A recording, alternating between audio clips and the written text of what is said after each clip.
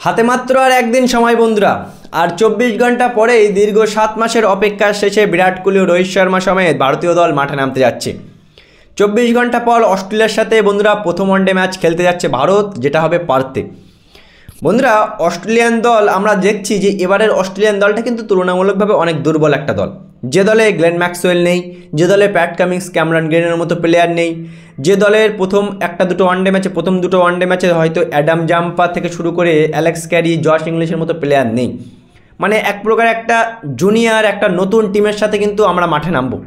কিন্তু যেহেতু প্রতিপক্ষ অস্ট্রেলিয়া, তাদের কিন্তু কখনোই হালকাভাবে দেখবে না। আর যেহেতু পার্থে খেলা অনেক কঠিন একটা কন্ডিশন হয়, সেহেতু বন্ধুরা একটা বেস্ট প্লেইং 11 কিন্তু ভারতীয় দলে চাই। আর বেস্ট প্লেইং 11 কিন্তু আমি অলরেডি বানিয়ে ফেলেছি। শুভমান গিল আমার ক্যাপ্টেন, অবশ্যই সবারই ক্যাপ্টেন, কারণ শুভমান গিল নতুন ক্যাপ্টেন।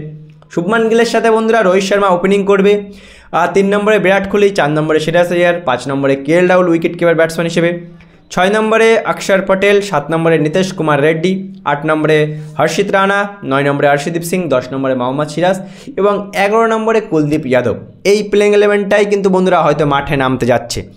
এখন হয়তো অনেকেই বলতে পারে ওয়াশিংটন সুন্দর তো আছে, আর তার জায়গায় নীতিশ কুমার রেড্ডি কেন?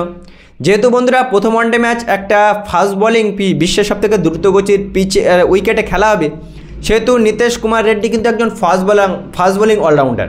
ওদিকে ওয়াশিংটন সুন্দর, সেও কিন্তু একটা স্পিন অলরাউন্ডার। সুতরাং নীতিশ কুমার রেড্ডি হয়তো প্রথমেই সুযোগ পাবে। 3 জন ফাস্ট বোলার হিসেবে হর্ষিত রানা, অর্শদীপ সিং এবং মোহাম্মদ সিরাজ, এই 3টে ফাস্ট বোলার থাকবে এবং কুলদীপ যাদব একজন প্রপার স্পিনার থাকবে। অক্ষর পটেল তো আছেই বন্ধুরা।